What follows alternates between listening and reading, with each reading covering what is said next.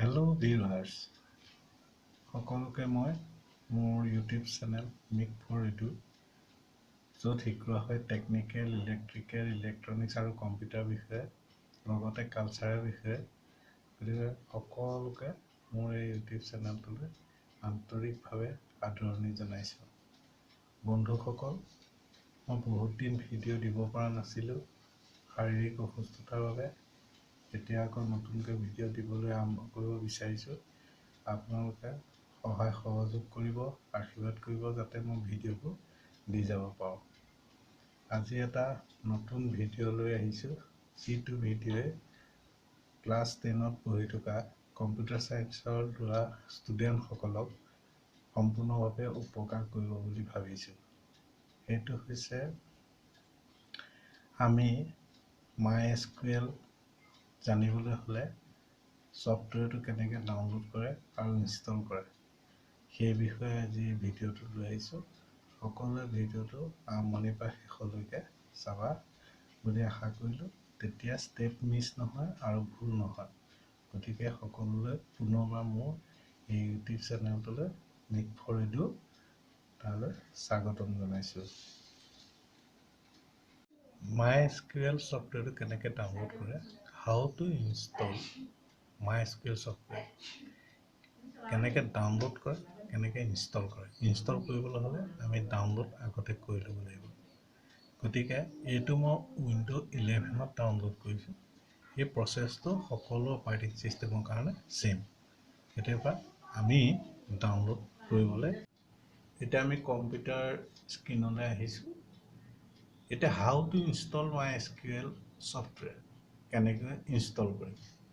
Install কৰিবলৈ প্ৰথমতে আমি ডাউনলোড কৰি ল'ব লাগিব। ডাউনলোড কৰাৰ পিছতহে আমি ইনষ্টলেশ্যন কৰিব পাৰিম। সেইকাৰণে দুটা ষ্টেপ আছে। প্ৰথমটো এইটো downloading the actual software file through ক্ৰম ব্ৰাউজাৰ। মই ইয়াত ক্ৰম ব্ৰাউজাৰ ইউজ কৰিছোঁ কাৰণে ক্ৰম ব্ৰাউজাৰ লিখিছোঁ। যিটো ব্ৰাউজাৰৰ পৰা ডাউনলোড কৰি ল'ব পাৰিব। Next, after downloading software file, install proper steps. Proper steps যোগেদি আমি ইনষ্টল কৰিব লাগিব। ষ্টেপকেইটা ভালদৰে মনত ৰাখিবা। ফ'ল' দ্য ষ্টেপছ, আমি ষ্টেপকেইটা এতিয়া ফ'ল' কৰোঁ। প্ৰথমতে ফাৰ্ষ্ট ডাউনলোডিং ষ্টেপছ, আমি গো টু ক্ৰম ব্ৰাউজাৰলৈ যাম। টাইপ ইন চাৰ্চ বাৰত MySQL লিখি পেলাই আমি প্ৰেছ এণ্টাৰ কৰি পেলাই চাৰ্চ কৰিম MySQL।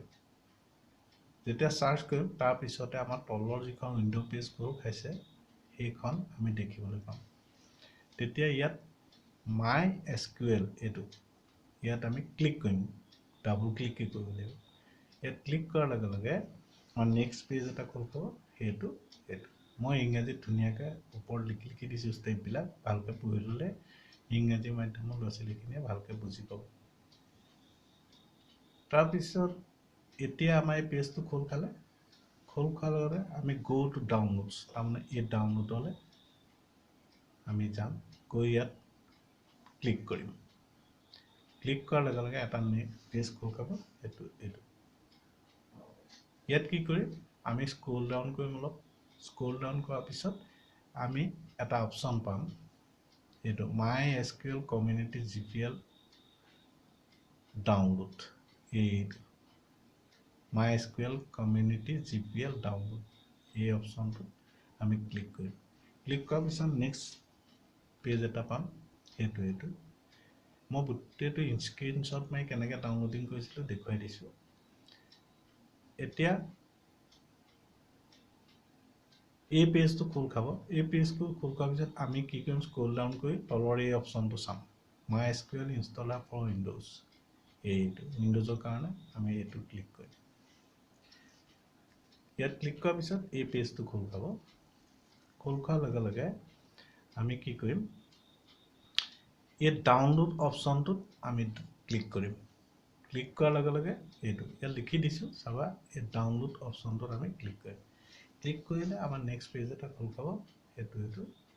ইয়াত কি কৰিম, স্ক্ৰল ডাউন কৰিম। কৰাৰ পিছত আমাক কৈছে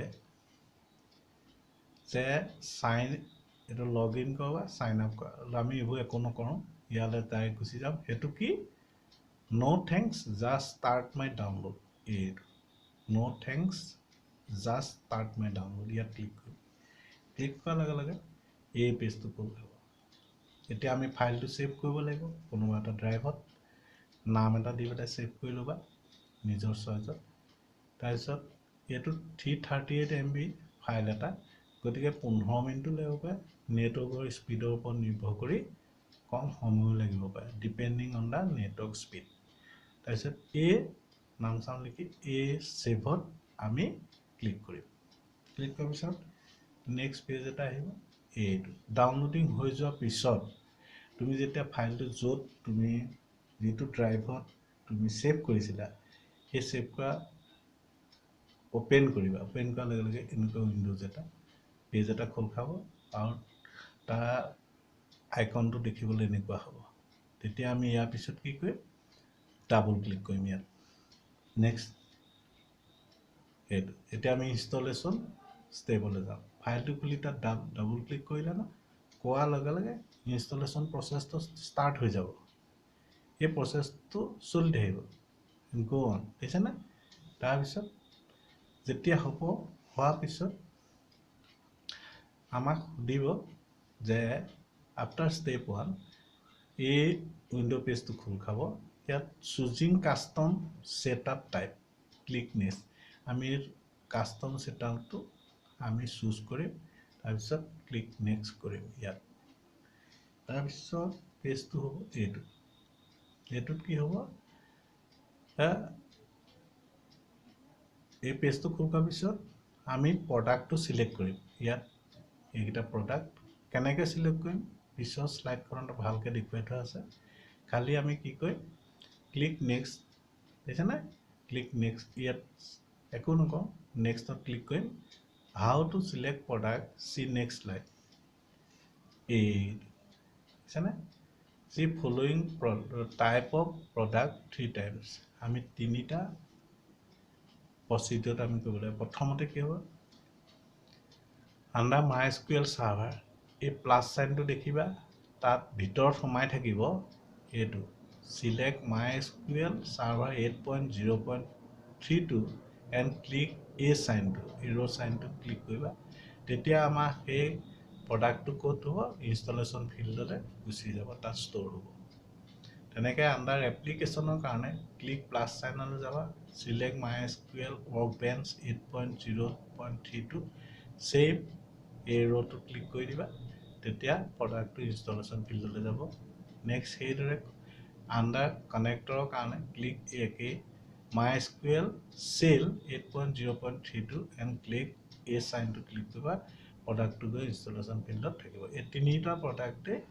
ইনষ্টলেশ্যন ফিল্ডত ষ্ট'ৰ হৈ থাকিব ইয়াৰ পিছত আমি ক্লিক এক্সিকিউট কৰিম পিছৰ স্লাইডত চোৱা এইটো ইয়াত দেখিছেনে after that the following down window will be appear click next আমি এই নেক্সটত ক্লিক কৰিম ইয়াত একো নকওঁ নেক্সটত ক্লিক কৰিম কোৱাৰ লগে লগে এই পেজটো খোল খাব আফটাৰ এক্সিকিউশ্যন ক্লিক নেক্সট আমি এইটোতো কি কৰিম নেক্সটত ক্লিক কৰিম ক্লিক কৰাৰ পিছত ইনষ্টলেশ্যন প্ৰচেছ আৰম্ভ হ'ব হোৱাৰ লগে কনফিগাৰেশ্যন প্ৰডাক্ট কনফিগাৰেশ্যনটো খুলিছে এইটো একো নকৈ আমি নেক্সটত ক্লিক কৰিম নেক্সট এইটো নেক্সটত ক্লিক কৰিম তাৰপিছত নেক্সট স্লাইডলৈ যাম এইটো for type and networking no need to save type and networking এইটোত একো সলনি কৰিব নালাগে তুমি গৈ পেলাই তাই ক্লিক কৰিব লাগিব নেক্সটত ইয়াত ক্লিক কৰিবা ক্লিক কৰাৰ পিছত এইটো উইন্ডো পেজ খোল খাব খোল খোৱাৰ লগে লগে এইটো দিছে না পাছৱৰ্ড বিচাৰিব ইয়াত দিছে ফৰ একাউণ্ট এণ্ড ৰুলছ এইটো একাউণ্ট এণ্ড ৰুলছৰ পেজ ইয়াত কি কয় write a strong password in your own choice and click next ইয়াত পাছৱৰ্ডটো নিজৰ ষ্ট্ৰং পাছৱৰ্ডটা দিবা ইয়াত ওলাই যাব ষ্ট্ৰং হৈছে নে উইক হৈছে ষ্ট্ৰং হোৱালৈকে তুমি পাছৱৰ্ডটো বনাবা বনোৱাৰ পিছত নেক্সটত ক্লিক কৰি দিবা ক্লিক কৰাৰ লগে লগে আমাৰ এই পেজটো খোল খাব খোল খোৱাৰ লগে লগে দেখিছেনে তুমি যদি ইউজাৰ এড কৰিব খুজিছা তেতিয়া আমি এড ইউজাৰ ক্লিক কৰিম এড ইউজাৰ ক্লিক কৰিম কোৱাৰ লগে লগে কি আহিব এই পেজটো খোল খাব ইয়াত কি কৰিব লাগিব এই ৰিজাল্ট এই পেজটো খোল খোৱাৰ লগে লগে ইয়াত কি হ'ব will be appear এই পেজটো খোল খোৱাৰ লগে লগে তাৰপিছত user account that is user name নিজৰ নাম দিবা হষ্টটো লিখিবা লোকেল host and roleটো লিখিবা db admin এই তিনটা তুমি ভালকে লিখিবা আৰু সেম আগতে যেটো পাসওয়াৰ্ড তুমি টাইপ কৰিছিলা এই পাসওয়াৰ্ডটো ইয়াত দিবা আৰু ক্লিক ওকে ক্লিক কৰি দিবা ইয়াত তাৰপিছত নেক্সট পেজটো খোল খোৱাৰ লগে লগে এনেকুৱা পেজ এটা ওপেন হ'ব ইয়াত কি কৰিব লাগিব ওকে ক্লিক কৰি দিবা ইয়াত তোমাৰ শো কৰিব ওকে কৰি দিবা কৰাৰ লগে লগে এই পেজটো খোল খাব ইয়াত লিখিছে after step 10 you see the following window then click next একো কৰিব নালাগে click next কৰিবা ইয়াত এটো তাৰ মানে তোমাৰ ইয়াত শো হৈ যাব সব তাৰ পিছত নেক্সটত ক্লিক কৰি দিবা ক্লিক কৰাৰ পিছত এই পেজটো খোল খাব উইন্ডো সাৰ্ভিস এই পেজটো খোল খাব খালি আৰু একো কৰিব নালাগে নেক্সটত ক্লিক কৰি দিবা এই নেক্সটত ক্লিক কৰি দিবা তাৰ পিছত আহিলে এইটো পেজ এইটো কি হ'ব সাৰ্ভাৰ ফাইল পাৰমিশন এইটো সাৰ্ভাৰ ফাইল পাৰমিশন বুলি এটা উইন্ডো পেজ খোল খাব এইটোত কি কৰিব লাগিব choose first option এই ফাৰ্স্ট অপশনটো চুজ কৰিব লাগিব দেখিবে ফাৰ্স্ট অপশনটো ক্লিক নেক্সটত ক্লিক কৰিবা তাৰ পিছত এতিয়া এপ্লাই কনফিগাৰেচন এইটো এপ্লাই কনফিগাৰেচন উইন্ডোজ পেজটো খোল খাব এইটো এপ্লাই কনফিগাৰেচন ইয়াত দেন ক্লিক এক্সিকিউট ইয়াত এক্সিকিউট ক্লিক কৰি দিব লাগিব ক্লিক কৰাৰ পিছত এই পেজটো খোল খাব after complete the execution and click finish এই ৰাইট চিনটো আহি যাব নহয় ইয়াত এই গোটে এক্সিকিউশন হৈছে ৰাইট চিন আহি যাব গ্ৰীন কালাৰ তে এট কি কৰিলে ফিনিশত ক্লিক কৰিম এতিয়া ফিনিশত ক্লিক কৰি দিয়া লগে লগে প্ৰডাক্ট কনফিগাৰেচন আহিলে প্ৰডাক্ট কনফিগাৰেচনত কি কৰিব লাগিব এইটো completed then following window appear হ'ব ক্লিক নেক্সট ইয়াত আমি অল নেক্সট কৰি দিলে হ'ব নেক্সট উইন্ডো ইনষ্টলেচন যেটা কমপ্লিট হ'ব এই উইন্ডো পেজটো হ'ব আমি কি কৰিব লাগিব নেক্সটত ক্লিক কৰি দিব লাগিব ইয়াত তাৰপিছত আমাৰ লগে লগে এই MySQL Shell 8.0.32 উইন্ডোখন এইটো খোল খাব এইখন পিছত ইয়াত কেনেকৈ কৰে হেতু দেখুৱাম টেবুল সেবুল কেনেকৈ বনায় তাৰপিছত আহিব এইটো ওয়াৰ্কবেঞ্চ 8.0.32 এইটো পেজ খোল খাব খোল খোৱাৰ লগে লগে ইয়াত ক্লিক কৰিবা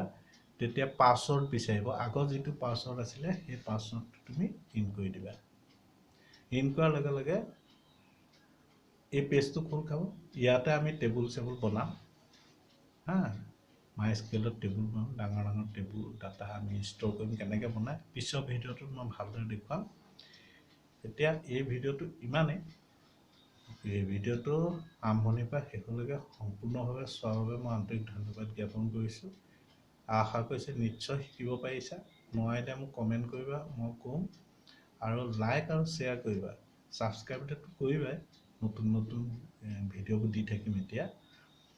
এতিয়া আগতে শাৰীৰিক অসুস্থতাৰ কাৰণে দিব পৰা নাছিল এতিয়া কন্টিনিউ কৰিম বুলি ভাবিছোঁ গতিকে ভিডিঅ'খিনি চাবৰ কাৰণে বেল আইকনটো ক্লিক কৰি থবা এইখিনি ইউটিউবত তোমালোকে জানাই গতিকে কামখিনি কৰি থবা সোনকালে তোমালোকে ভিডিঅ' পাবা আৰু বুজি পাবা এতিয়া এইটো মোৰ শেষ হ'ল এই ভিডিঅ'টো ইমানে কিবা যদি ভুল হৈছে শুধৰাবা আৰু মোক কমেন্টত জনাবা ইনষ্টলেচন হোৱাৰ পিছত পাৰিলে নে নাই কমেন্টত জনাবা মোক ভাল লাগিব ভিডিঅ'টো লাইক শেয়াৰ আৰু সাবস্ক্ৰাইব কৰিবা ইমানে thanks for watching my video' ধন্যবাদ